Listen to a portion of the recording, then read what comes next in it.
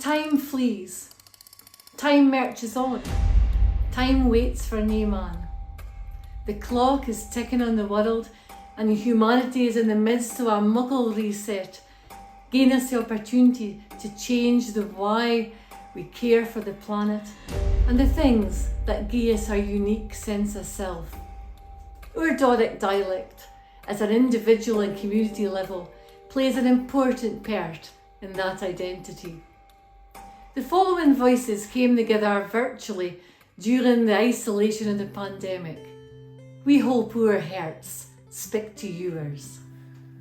In days long past, the ground was worked with tuch, uncomplaining folk.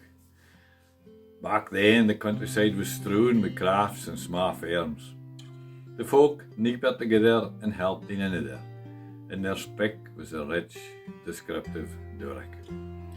Doric echoed half a Staden was as the grieve got out his orders.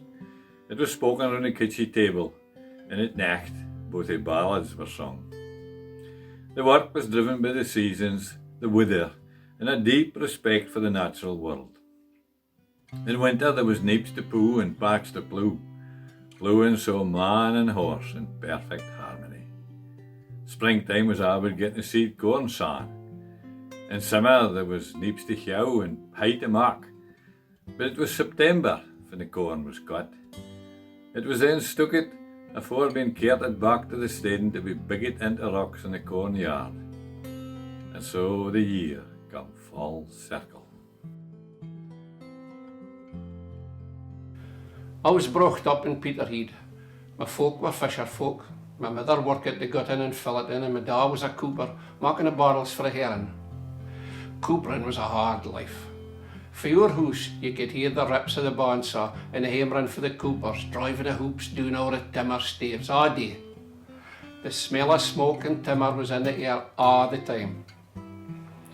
My ma, she worked as a filleter in a capering yard across the road for the house. She'd fillet the fish at a fearsome rate, with knives as sharp as you could shave your very face with. Every morning she'd wrap her fingers with the clooties afore she got out, just to try and save her hands a bit.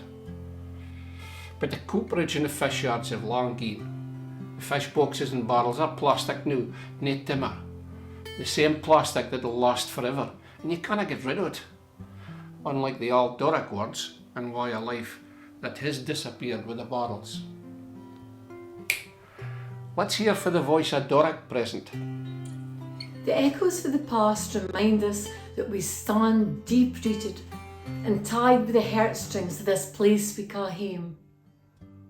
And maybe there's a lot we can learn for those hardy, braid-spicking, resilient folk that work at the land and the sea.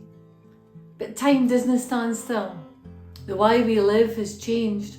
Industries have transformed, and we communicate on Zoom, mobile phones and social media. And while the benefits of technology are money, we need to be mindful that we didn't lose our humanity. Our Doric dialect is constantly evolving and adapting, and is still a feature of our everyday life. Nobody kens what lies ahead for our language, and mankind faces greater challenges of COVID, climate change, division, economic instability, intolerance, and war. But we plant seeds every day, and every thought, word and action impacting on our future, and there's nae time like the present to start changing our ways. Nature shows us that there is always hope, and we hope all things are possible. Now, let's hear for Doric Future. We're a part of a global family, and we need to put our arms around our world like never afore. Some folk might say, does it really matter if our Doric dialect fades away? And language lost like the extinction of plants and beasties is just a fact of an ever-changing planet. But language, it carries our community's songs and stories. And if it's not treasured and recorded for future generations, part of who we are will vanish forever. Our Doric dialect, it's in our bleed, and it's our responsibility and privilege to pass on that pride and passion for our language to future generations. The voices of the past and present remind us that change is the only constant in life, and that a thing and our body is interconnected.